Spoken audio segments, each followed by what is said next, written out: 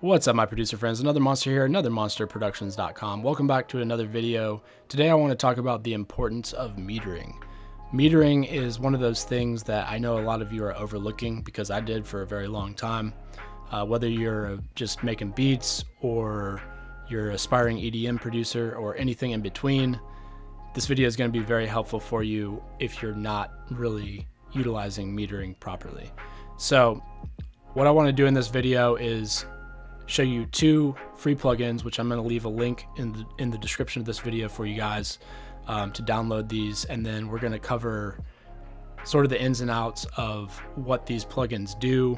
I think we're actually going to be talking about like 3 or 4, maybe 5 different types of metering within these plugins. So I'll do my best to sort of explain what these meters allow us to do and how you can use them to get better mixes in your productions. So if your goal is to get the best possible mix, you want to be using metering 100% of the time. What I've actually done is I have created a custom template for FL Studio where these meters just load up for me automatically. I'll put a link somewhere in this video if you guys want to check out how to make a custom template in FL Studio if you don't know how. So without further ado, let's go ahead and jump in here. The first one I want to talk about is Span by Voxingo. And this plugin is very, very powerful. It actually has like 4 or 5 different types of meters. But the first one I want to talk about is this meter here, which if we play something, you kind of see this is our basic peak meter or decibel meter. It measures decibels full scale. And this is how we're going to be able to tell if we're clipping or how much headroom we're leaving in our mixes.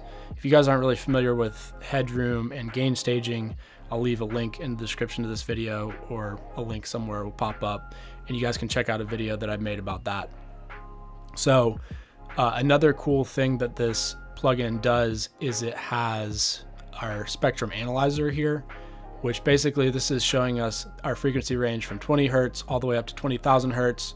So our standard, frequency range, and we can kind of see exactly what's going on here. This is our stereo mode, but we can also flip to our default mode, which looks like this, and it's just showing us exactly what's going on in the frequencies of this. So this is very useful, and once you start actually getting in, analyzing some tracks, you'll start to see various consistencies between, how the professional, how your favorite producers are mixing tracks to get the most out of it, and you'll start understanding. You'll start being able to actually get a visual representation of some characteristics that you want to be incorporating in your mixes and that sort of thing. So you may have noticed down here also we have our correlation meter, which when you're playing music, it should be hovering to the right of 0 in the positives. As long as we are in the positives, we are good. We are not really having any phase issues. Basically, this meter is telling us if we have phase issues. So if we dip down into this region, there are some phase issues going on. And one thing that may cause some phase issues is if you're using a lot of plugins that are trying to get the sound really wide. So your stereo shaper plugins, dimension expansion plugins, those sort of things. They're really great plugins, and especially if you're doing like EDM, that sort of thing, you want to get this really wide, big sound. But just keep an eye on this because you potentially could be having some phase issues. So as long as it's not staying in this region, you should be fine. I've analyzed a lot of songs where it'll dip down here for maybe a second or two, but it's not going to cause any like long-term issues as long as it's staying in the positives for the most part. So another cool thing about this plugin is it also measures RMS. I don't even worry about RMS anymore because I use this handy dandy LUFS meter, which is what we're going to talk about next. All right, so our LUFS meter measures loudness units full scale. And loudness units are essentially, it's measuring the perceived loudness of a track or a sound or whatever. So for example, let's say we have 2 kick samples and they're both peaking at -6 decibels.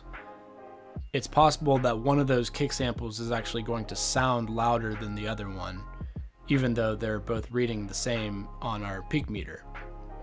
So, and there are all sorts of variables that could, be the reason for this.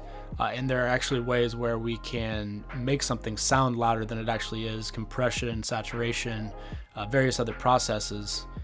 So when we understand this, it's really powerful, because especially if your goal is to get something to sound really loud and really big and really full, like for an EDM, for example, this is generally the goal. This meter is going to help us out a lot with that. So real quick, let me kind of cover some of the things that this meter shows. So we have our short-term LUFS, our integrated LUFS, and these right here are probably going to be the main things you're focused on. Just play something real quick just so we can see some numbers. So our short-term LUFS is what we're hearing at that given moment on the song. That's how loud it is essentially at that second.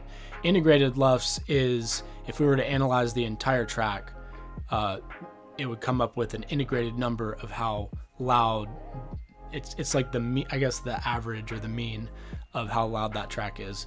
We have our loudness range here, dynamic range, peak loudness ratio, and then again momentary max, short-term max. So those are kind of similar to those.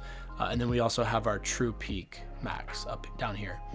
So, and then we also have these sort of, it has like a meter looking thing here, as well as the numbers. And then we have another sort of meter showing us over here as well. So I kind of scraped the surface of what this plugin allows you to do, talked a little bit about what LUFS are, and I really hope that this video was helpful for you guys. If it was, please go ahead, hit that like button.